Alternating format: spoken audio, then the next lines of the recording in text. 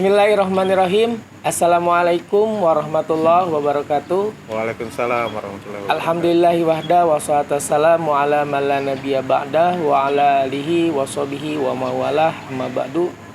Memuji dan bersyukur kehadirat Allah Subhanahu wa taala, salawat ring salam semoga tetap tercurah limpahkan kepada habibana wa nabiyana wa maulana Muhammad sallallahu alaihi wasallam. Sahabat sekalian, alhamdulillah pada kesempatan hari ini kita berkesempatan untuk diskusi ya dengan dengan pengurus dari Pesantren Idrisiyah yaitu Bapak Amara Umar. Assalamualaikum Pak Amara. Waalaikumsalam warahmatullahi. Pak Amara Umar ini selaku COO atau Chief Operational Officer dari Pesantren Idrisiyah. Baik, sahabat-sahabat sekalian, pada kesempatan kali ini kita akan berdiskusi terkait dengan akuntansi dan keuangan ya. Nanti Pak Amara akan menyampaikan terkait dengan praktek terkait dengan keuangan dan akuntansi di unit usaha Pesantren Idrisiyah. Baik Pak Amara, ini kita akan yang pertama nih terkait dengan hal yang memang cukup urgen ya, cukup penting terkait dengan bisnis itu kan keuangan.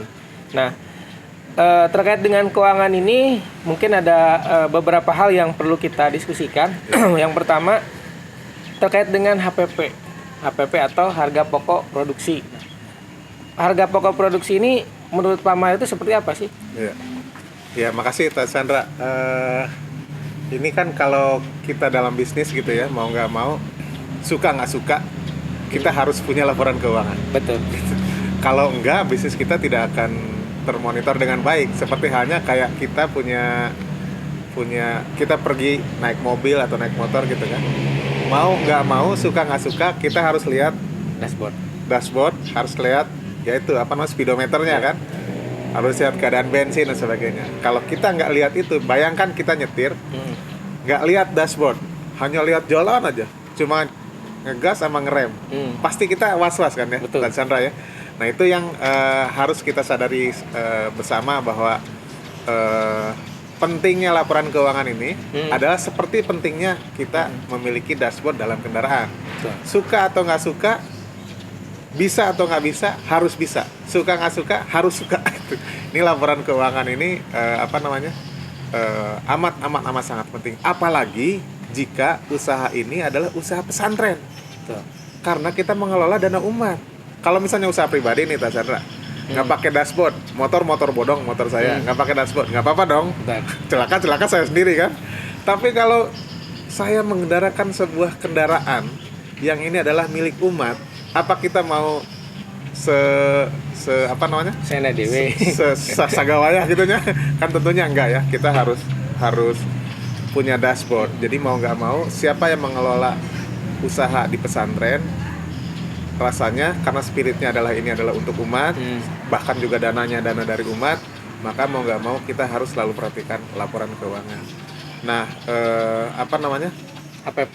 Nah, terkait dengan HPP ini, buat saya itu ada satu komponen yang mungkin cukup penting untuk dikuasai. Laporan keuangan itu kan pada intinya yang paling minimal yang harus dimiliki adalah dua kan, rugi laba sama neraca.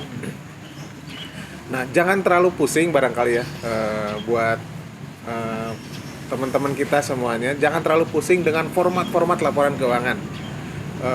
Apalagi jika usaha kita sangat sederhana, jangan melihat format laporan keuangannya asal internasional misalnya gitu. Jadi kalau perlu, bikinlah format laporan keuangan yang menurut kita paling nyaman, yang paling simpel menurut kita, apalagi usahanya sederhana gitu, usahanya masih simpel. Bikin laporan keuangan yang simpel menurut kita. Nah, terkait apa yang tadi Sandra tanyakan, bahwa kita ingin membahas tentang HPP. HPP adalah bagian dari adanya di rugi laba. Rugi laba itu kan bagaimana kita mengetahui berapa banyak pendapatan, berapa banyak pengeluaran, sisanya apakah positif atau negatif gitu kan. Nah, boleh nggak sih saya nggak tahu HPP? Boleh, tapi saya mau jelaskan dulu apa implikasinya jika kita nggak tahu HPP. Kan intinya adalah bagaimana saya tahu berapa besar pendapatan, berapa besar pengeluaran. Tungtungnya untung atau rugi. Kan sesederhana itu ya. Ya. Nah, tapi pengeluaran itu kemudian kita pecah. Ya. Ada pengeluaran yang bersifatnya mendukung proses produksi, ada pengeluaran yang sifatnya operasional atau overhead. Nah, yang mendukung proses produksi ini kita sebut HPP. HPP. Ya. Nah, di luar itu berarti adalah pengeluaran-pengeluaran yang sifatnya operasional gitu. Jadi kalau boleh saya simpulkan, HPP itu adalah biaya atau pengeluaran yang kita keluarkan untuk memproduksi suatu produk ya. Betul. Jadi begitu sahabat-sahabat sekalian. Jadi HPP itu adalah biaya atau biaya yang kita keluarkan untuk memproduksi suatu produk atau disebut dengan harga pokok produksi.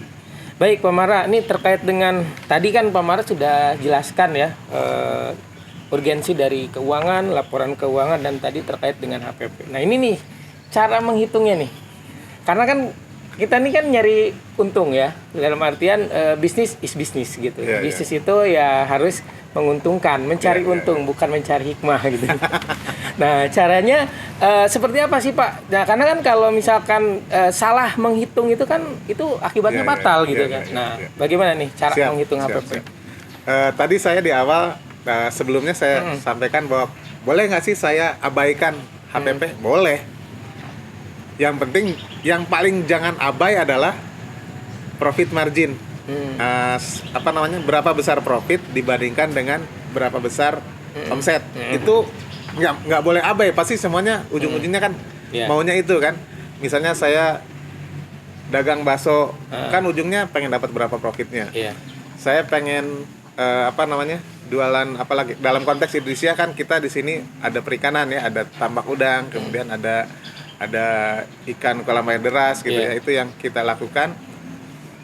Kuncinya memang berapa sih profitnya? Profit itu dinotasikan dengan profit margin. Misalnya profit margin adalah jumlah profit dibagi dengan jumlah omset. Nah, misalnya dapatlah profit margin 10%.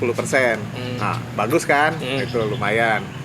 Bulan berikutnya kita evaluasi lagi berapa profit marginnya. Misalnya 7%. Oh, berarti kalah dibandingkan bulan sebelumnya. Terus begitu. Jadi tiap bulan kita evaluasi berapa profit margin. Itu nggak boleh abai. Kalau HPP gimana? Buat saya jika kita ingin lebih detail mengetahui kelebihan dan kekurangan usaha kita, kita harus tahu HPP. Dengan tahu HPP maka kita tahu laba kotor. Kalau tadi kan laba bersih. Nah sebelum kita tahu laba bersih, lebih utama jika kita tahu laba kotor. Laba kotor adalah omset dikurangi dengan HPP. Hasilnya adalah laba kotor. Nah, setelah itu laba kotor kurangi dengan biaya tenaga kerja, biaya macam-macam lah ya, biaya sewa tempat dan sebagainya, biaya cicilan ke bank misalnya. Jadilah itu menjadi profit laba bersih gitu ya. Nah, jadi kalau ada dua indikator ini kan analisis kita jadi lebih mendalam gitu. Itulah maksudnya dari HPP. Cara ngitungnya seperti apa? Cara ngitungnya sih sederhananya gini. Misalnya jika kita jualan bakso, HPP itu adalah harga modal dari satu mangkok bakso itu. Misalnya harga mie-nya yang sekepal gitu kan, itu berapa? Harga dagingnya untuk beli bakso 2-3 butir bakso itu berapa? Harga bumbu-bumbu berapa? Totalnya per mangkoknya itulah HPP. Misalnya HPP-nya 7.000 misalnya kan. Terus kita jual 10.000. Nah, berarti laba kotornya adalah 3.000. Secara item itu nanti secara overall pun semuanya akan dicatat kan tiap hari. Tanggal 1, tanggal 2, tanggal 3 pengeluaran kita beli mie, pengeluaran kita beli daging, pengeluaran kita beli terigu, pengeluaran kita beli gas dan sebagainya. Itu semuanya dicatat sehingga kita tahu persis omset sebulan berapa, modal sebulannya berapa gitu. Nah, itulah selisih antara atau pembagian antara modal untuk bahan yang kita jual itu dengan omsetnya, itulah disebut HPP gitu. Nah, karena kita konteksnya adalah perikanan, Maka dalam perikanan agak unik nih Tan Sandra. Oh iya betul. Agak uniknya tuh begini, kalau usaha yang lain biasa kita harus punya laporan keuangan itu kan per bulan, Oh iya. ya kan, per bulan gitu. Nah kalau di budidaya gini ikan atau udang yang kita laksanakan di Indonesia ini agak susah karena kan satu siklus pendapatan itu 4 bulan. Satu siklus budidaya ikan atau budidaya udang itu kan 4 bulan. Iya. Sehingga mau nggak mau laporan rugi labanya itu adalah dalam konteks 4 bulan itu berapa karena kan kita Siklus, di ya? bulan pertama siklus di bulan pertama kita tebar benur, Iya. tebar benih, ya belum ada omset toh. Tuh. Di bulan kedua nggak ada tebar benih tapi adanya tebar pakan, Iya. terus saja bulan ketiga pakan, bulan keempat mungkin ada obat-obatan, baru bulan kelima panen dan ada omset. Oh iya. Nah jadi mau nggak mau untuk merefleksikan laporan rugi laba yang komprehensif dalam konteks perikanan kita di Indonesia Menggunakan siklus ya? bukan bulanan. Oke, baik. Jadi sahabat sekalian, jadi caranya tadi menghitung HPP itu dengan menghitung biaya-biaya yang memang langsung terkait dengan produksi itu ya. Tadi contohnya misalkan terkait dengan perikanan, tadi biayanya seperti benih ya Pak. Betul. Kemudian juga ada pakan, kemudian juga ada obat-obatan, kemudian juga biaya lainnya yang memang itu terkait langsung dengan proses produksi untuk menghasilkan produk tersebut. Nah, ini kan pasti ada kendala nih Pak. Kita kan pasti ya namanya juga di lapangan itu tidak seindah teori gitu. Jadi teori-teori yang kita pelajari itu kadang-kadang kan di lapangan tuh banyak sekali kendala-kendala. Nah, biasanya sih kendala penetapan HPP itu apa sih Pak? Biasanya awal-awal itu agak bingung mana yang masuk kategori HPP, mana yang masuk kategori overhead. Oke. Dan itu memang tergantung kasus unit usahanya ya. Oh iya. Kayak contohnya begini. Kalau di perikanan atau di tambak udang kita nih, listrik itu kan bagian dari proses produksi. Iya. Karena tambak udang kita kincirnya kan Muter langsung. pakai 24 jam muter kincir dan itu pakai listrik. Oke. Nah mau nggak mau ini dikategorikan sebagai bagian dari HPP. Oke. Sama yang ikan ikan nila kita, budidaya nila kita. Sekarang kalau kemarin itu kita nggak pakai listrik karena hanya mengandalkan air deras. Tapi ketika budidayanya dirubah metodenya menjadi bioflok, di mana bioflok itu membutuhkan masukan oksigen yang digerakkan oleh mesin yang itu sumber tenaganya dari listrik, maka mau nggak mau komponen biaya listrik dalam konteks perikanan kita ini masuk dalam HPP. Tapi kalau saya dagang apa misalnya? Dagang bakso listrik nggak masuk dalam HPP. Gitu. Ya. Itu masuknya dalam komponen overhead. Gitu. Baik. Jadi sahabat memang kendala yang dialami di lapangan terkait dengan menentukan HPP itu bagaimana memang tadi menentukan apakah akun ini masuk kelompok HPP atau bukan, atau biaya administrasi dan umum gitu. Betul. Nah ini juga mungkin nanti yang harus kita pelajari itu adalah terkait dengan esensi. Jadi kita harus paham dulu tadi HPP itu yang langsung terkait dengan produksi. Gitu. Kalau yang tidak langsung terkait tapi tetap dikeluarkan itu adalah biaya administrasi dan umum. Baik sahabat-sahabat sekalian, tadi kita sudah diskusikan tentang keuangan ya, dimana tadi kita sudah sampaikan terkait dengan HPP ya, harga pokok produksi, kemudian dengan cara-caranya dan kendala-kendalanya. Nah untuk yang selanjutnya nih Pak Mara nih terkait dengan tadi kan masalah HPP-nya. Nah, sekarang kita terkait dengan akuntansinya nih, Pak. Ya. Kan otomatis kan semua tadi pengeluaran itu harus tercatat. Betul. Nah, menurut Pak Mara itu apa sih makna pencatatan keuangan itu bagi pesantren itu seperti apa? Ya, terima kasih Tan Sandra. Persis seperti yang kita bahas di awal tuh Tan Sandra, bahwa buat saya makna pencatatan adalah speedometer di motor. Saya nggak nyaman, saya nggak tenang mengendarai kendaraan jika tidak ada speedometernya. Buat saya tuh sedemikian urgent gitu, sedemikian penting gitu. Apalagi dalam konteks pesantren di mana pesantren mengelola dana umat. Maka amat sangat penting karena kita harus amanah. Bukti bahwa kita adalah amanah adalah kita transparan dalam pengelolaan. Bukti transparansi ada di pencatatan. Gitu. Kalau tanpa itu maka bayangkan umat akan bertanya-tanya, bagaimana kalian mengelola dana kami gitu kan, umat. Nah, ini yang buat saya maknanya itu buat pesantren itu jauh lebih penting daripada hanya saya menjalankan usaha pribadi gitu misalnya. Siap. Jadi memang makna pencatatan ini langkah pertama yang memang urgen sekali ya Pak ya. Betul. Bahkan kalau mungkin sahabat-sahabat juga ada di dalam Al-Qur'an itu kan administrasi itu apa ida tadayang tum bida ini faktumu gitu. Jadi harus catat dulu gitu. Jadi memang benar urgensi dari pencatatan keuangan ini adalah hal yang sangat-sangat urgen ya. Nah kemudian yang selanjutnya nih Pak, kenapa sih perlu pencatatan dalam keuangan? Iya. Nah ini karena kita sadari bahwa pencatatan ini sangat penting, maka mau nggak mau kan kita harus upayakan. Bisa nggak bisa, ya harus bisa gitu. Karena itu artinya gini, ketika kita mencoba membuka usaha baru gitu Tan Sandra ya, baik usaha pertanian, usaha peternakan, ataupun usaha kuliner atau UMKM yang lainnya dan sebagainya, pastikan bahwa kita tidak hanya menguasai bisnisnya, tapi pastikan kita juga menguasai pencatatannya. Karena masalahnya kita harus memberikan laporan.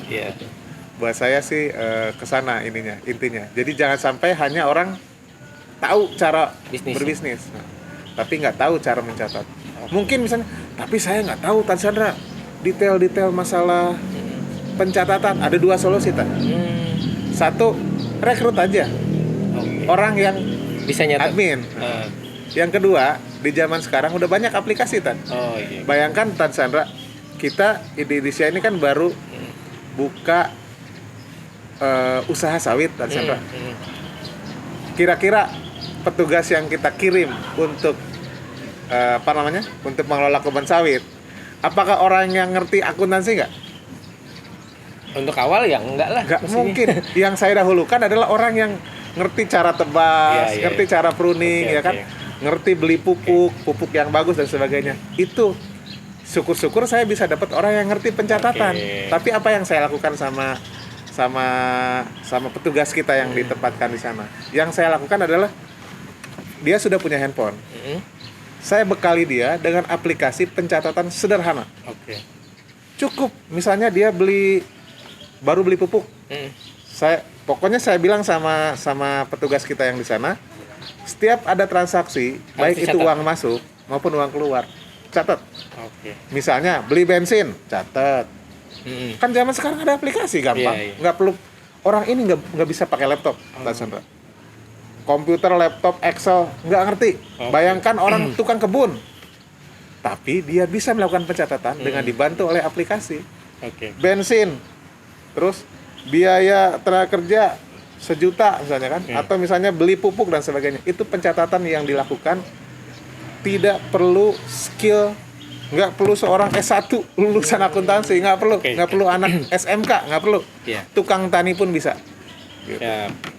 Baik. Jadi sahabat-sahabat sekalian, jadi memang tadi kenapa memang pesantren itu usaha itu perlu mencatat keuangan, karena memang itu sumber awal kita menyusun laporan keuangan ya Pak Mara. Nah kaitan dengan siapa yang mencatatnya, tadi sampaikan kalau untuk kita usaha pemula ya diusahakan yang untuk saat ini kan kita nggak mungkin langsung ngerekrut bagian keuangan ya. Jadi untuk pemula cukuplah kita yang melaksanakan setiap pengeluaran atau pendapatan atau pemasukan langsung dicatat gitu ya. Jadi silahkan. Jadi langkah pertamanya siapa yang mencatat, yang melaksanakan catat. Gitu. Seperti itu ya Pak. Ya karena tadi saya ingin menekankan tentang, saya ngelihat pengalaman petani sawit itu, Tan Sandra, menurut saya ini satu hal yang sangat inspiratif. Awalnya namanya Pak Dede, kita sebut aja nama Pak Dede. Pak Dede Ruhiyat ini seorang pejuang nih di pesantren Indonesia. Pak Dede Ruhiyat profilnya adalah seorang petani. Nggak mungkin kita harapkan Pak Dede Ruhiyat bisa buka laptop, bisa ngerti Excel, nggak mungkin. Pak Dery Ruhyat biasa pegang cangkul sama Oke. pegang parang gitu kan. Iya. Pencatatan apa yang biasa dilakukan? Buku. Biasa kan tuh, ada buku panjang tuh kan. Kayak kalau di Tasik kan biasa tukang kredit tuh. Nah, buku panjang kayak gitu. Pencatatan. Nah, ini kan manual. Iya. Tapi akhirnya saya ajarkan hanya lewat video loh, Tan Sandro. Oh. Karena saya nggak sempat ketemu tatap muka. Oke. Saya ajarkan lewat video cara tutorial bikin pencatatan di aplikasi Android. Oke. Alhamdulillah sekarang lancar. Gitu. Ya. Jadi tidak perlu skill set yang berat-berat. Lihat aplikasi selesai. Oke. Nah, gini Pak, ini kan masalah pencatatan ini seperti mudah, tapi kadang-kadang sering abai gitu ya. Nah, terkait dengan catat-mencatat ini, kapan sih mulai seharusnya kita mencatat keuangan itu kapan Iya, sih? iya. Kalau buat saya, karena gini ya, pencatatan ini kan tugas harian ya, Tan Iya. Sandra ya. Kalau dilewatkan sehari, nanti jadi numpuk. Besok ditarsok-tarsok gitu. Iya, iya. Besok aja ngerjainnya. Oke. Nah, ini celaka nantinya, lama-lama numpuk, lama-lama lupa. Kemarin itu beli semen berapa banyak ya, gitu kan. Iya. Kemarin tuh beli pakan berapa banyak ya. Nah, itu lama-lama lupa. Nah, kenapa? Karena kebiasaan menunda-nunda. Oke. Nah ini buat saya sih, saya bilang sama teman-teman, teman-teman baik yang ada di ikan kolam air deras maupun yang di Kini Paname sana di Udang, saya tekankan sama mereka, aurod kalian itu ditambah. Selain Bukan zikir, cuma zikir, tapi juga mencatat. Itu aurod tambahannya. Ya. Jadi keuangan itu harus dicatat ketika transaksi itu dilakukan ya Pak. Betul. Jadi harus, kalau bahasa sekarang itu real time ya. Ya. Jadi ketika uangnya dikeluarkan ya harus dicatat. Iya. Ketika uangnya masuk ya harus dicatat Iya. gitu. Jangan ditunda-tunda. Jangan Sekali ditunda, akan menumpuk gitu. Jadi akhirnya biasanya ini kerjaan, ya kalau kerjaannya ditumpuk-tumpuk jadi pusing gitu ya, Betul. apalagi ini masalah uang gitu. Betul. Baik sahabat-sahabat sekalian, jadi kalau boleh digambarkan proses, mungkin ini Pak, proses pencatatan untuk usaha-usaha yang baru mulai. Nah, mungkin Pak Mara bisa gambarkan nih sedikit alur ya, Iya. supaya ini kan tidak terlalu ngejelimet lah gitu, Iya, iya. tapi simpatik, kalau kita sebutnya itu simple, praktis, Praktis dan komprehensif. komprehensif. Gimana nih Pak? Ya, makasih. Yang paling sederhana kan tadi tuh dalam buku ya. Dalam buku cuma nyatet Catat. berapa masuk, berapa keluar, Oke. berapa masuk, berapa keluar. Terus saja tiap hari kan. Itu yang paling simpel. Kalau mau amat sangat tradisional ya seperti itu. Oke. Keluar, masuk, keluar, masuk, keluar, masuk, sehingga saldonya berapa. Oke. Nanti tinggal lihat saldo di catatan dengan saldo di tangan sama nggak. Oh, iya. Kalau nggak sama, Berarti ada yang mungkin nggak catatan dicatat. kita yang nggak mungkin ada kelupaan gitu. Iya. Itu penyakit biasanya. Iya. tuh. Jadi pastikan bahwa di akhir hari total catatan kita berapa transaksi, Oke. cek juga duit realnya berapa. Terus masuk ke hari berikutnya, Oke. gitu aja terus. Oke. Itu yang amat sederhana atau yang sangat tradisional yang bisa dilakukan. Oke. Nah, kalau lebih lengkap lagi, ya jurnal itu nanti menjadi sumber untuk pembuatan laporan rugi laba. Oke. Pusing nggak? Pusing. Iya. Tapi iya. zaman sekarang tidak perlu pusing. Iya. Karena tadi ada aplikasi tadi. Oke. Cukup kita isi jurnal. Iya, iya. Jurnal, tiba-tiba nanti kita dapat format laporan rugi labanya tadi. Oke. Gitu. Ini yang apa namanya? Buat saya tuh udah zaman sekarang udah sangat dimudahkan. Oke. Jadi gambaran proses pencatatan keuangan itu kan sebenarnya sederhana ya Iya. tadi. Jadi keluar masuk keluar. Jadi kalau mungkin sahabat-sahabat sekalian, jadi istilahnya cash basis ya Pak. Jadi pokoknya untuk pengusaha pemula, kita memulai usaha ya, kita langkah awalnya cukup itu ya. Catat keluar, catat masuk. Nanti kita bisa melihat apakah uang yang masuk dengan uang yang keluar itu besar mana, kan sederhananya Iya. seperti itu. Jadi kalau misalkan ternyata lebih besar pengeluaran, maka bisnis kita kemungkinan rugi gitu. Iya. Oke, selanjutnya nih Pak, kaitan dengan kendala pencatatan keuangan itu, kalau bisa kita runtut gitu, biasanya tuh kendala yang utama itu apa sih? Buat saya lebih ke kedisiplinan itu aja sih. buat saya kedisiplinan si petugas kita untuk melakukan pencatatan. Nah, masalahnya kan nggak semua orang punya punya passion untuk mencatat gitu. Iya. Nah, ini menurut saya kendala gitu. Kendala ya. Karena ketika kita lupa mencatat, maka dampaknya fatal gitu. Iya. Nah, ini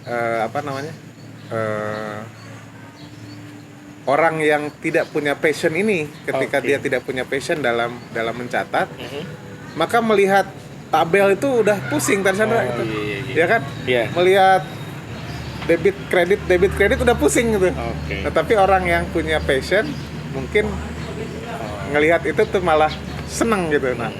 Nah ini mungkin kendala jika kita selaku baru memulai usaha usaha baru gitu, sebagai startup baru buka jualan. Syukur-syukur kita bisa lakukan dua peran itu, sebagai pengelola bisnis dan sebagai pencatat. Tapi jika tidak bisa, kita harus pastikan ada orang yang mengerjakan, entah dirinya atau entah orang lain, atau aplikasi. Gitu. Jadi sahabat-sahabat sekalian, memang kendala terkait pencatatan ini sebenarnya kembali kepada kedisiplinan kita dalam menjalankan bisnis ini. Memang tadi kalau catat itu tadi seperti hal yang sepele, tapi ternyata ya akibat kalau kita tidak mencatat dari setiap transaksi yang kita lakukan, itu akibatnya fatal. Nah, terakhir nih Pak, tips untuk sahabat-sahabat sekalian supaya melakukan pencatatan, tips-tips melakukan pencatatan keuangan yang efektif, yang efisien dan baik gitu. Ya. Tipsnya gimana Pak?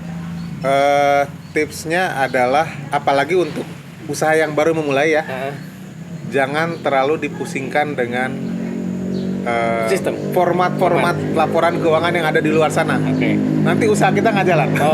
Mendingan kita memulai membangun cara pencatatan yang paling nyaman menurut kita. Menurut saya sih gitu. Jika memang nyamannya kertas, ya kertas lah. Gitu. Jika kemudian setelah itu nanti akan ada pembelajaran. Sebulan, 2 bulan, 3 bulan, mungkin kita coba formatnya berubah. Silakan jalankan sesuai dengan kenyamanannya gitu.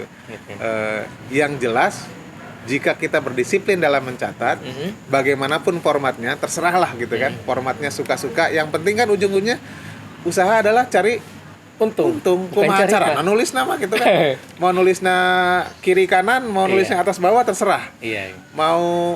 Mau tadi HPP misalnya, listrik saya nggak mau masukkan segala HPP, listrik saya masukin, nggak masalah. Toh ujungnya adalah untung atau rugi gitu kan. Nah, buat saya tips yang sederhana, baru memulai usaha, lakukan pencatatan menurut versi yang menurut kita nyaman.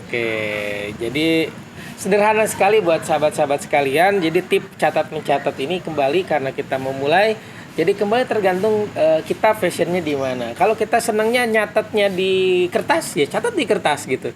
Kalau kita senangnya nyatatnya di HP, mungkin catatlah di HP.